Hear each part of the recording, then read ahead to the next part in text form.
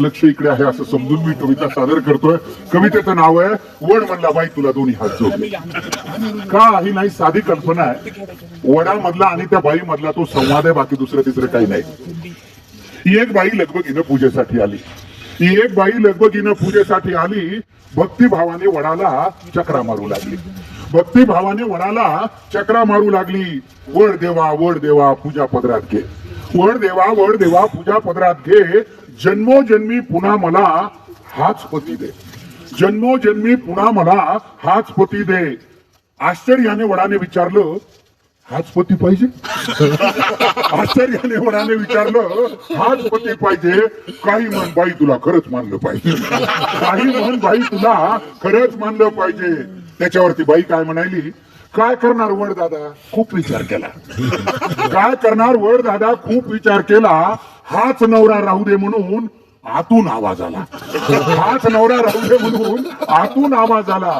त्याच्यावर तो वड म्हणायला, एवढे दुर्गुण असून सुद्धा याचीच निवड केली. एवढे दुर्गुण असून सुद्धा याचीच निवड केली. म्हणून माय मला तुझी फारच दया आली. म्हणून माय मला तुझी फारच दया आली. त्याच्यावरती बाई काय म्हणली, त्याच्यावरती बाई म्हणते, वड देवा तसं काहीच नाही. वड देवा तसं काहीच नाही. असं नाही की आमचं बिलकुलच पटत नाही. असं नाही की आमचं बिलकुलच पटत नाही. दुसरा नवरा मागायचा मीही विचार केला. त्या बिचारीनं प्रामाणिकपणे सांगितलं, दुसरा नवरा मागायचा मीही विचार केला. पण कल्पनेनंच माझा जीव कासावीस झाला. पण कल्पनेनंच माझा जीव कासावीस झाला. जास्तच बिलिंदर निघाल्यावर मग काय करायचं. जास्तच बिलिंदर निघाल्यावर मग काय करायचं. म्हणून म्हणलं याच्यासाठीच वडाभोवती फिरायचं. म्हणून म्हणलं याच्यासाठीच वडाभोवती फिरायचं.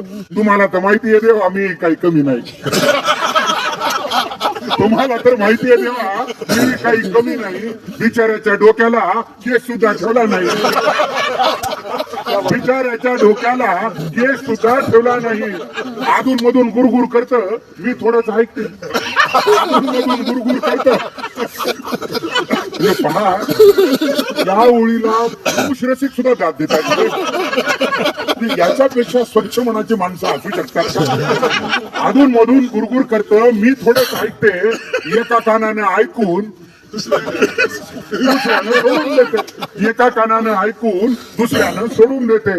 माझी आई मला म्हणली नवरा बदलायचा नाही.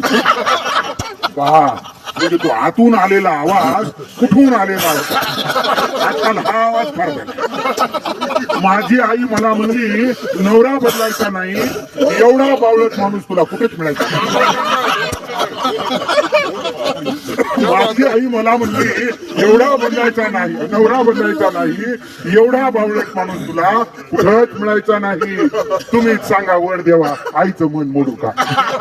तुम्हीच सांगा वड देवा आईचं मन मोडू का. नशिबाने मिळालेलं चांगलं माणूस सोडू का.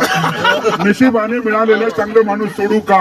वयोवृद्ध झाडाने पण गडगडाटी हास्य केले. वयोवृद्ध झाडाने पण गडगडाटी हास्य केले. वड म्हणला बाई तुला दोन्ही हात जोडले. वड म्हणला बाई तुला दोन्ही हात जोडले. शेवटच्या चार ओळीकडे आपण विशेष लक्ष द्यावं आणि त्याला आशीर्वाद द्यावे. त्या चार ओळीला कविता लिहिली कशासाठी.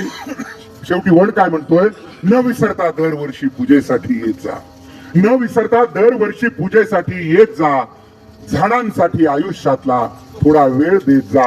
झाडांसाठी आयुष्यातला थोडा वेळ देत जा. धन्यवाद.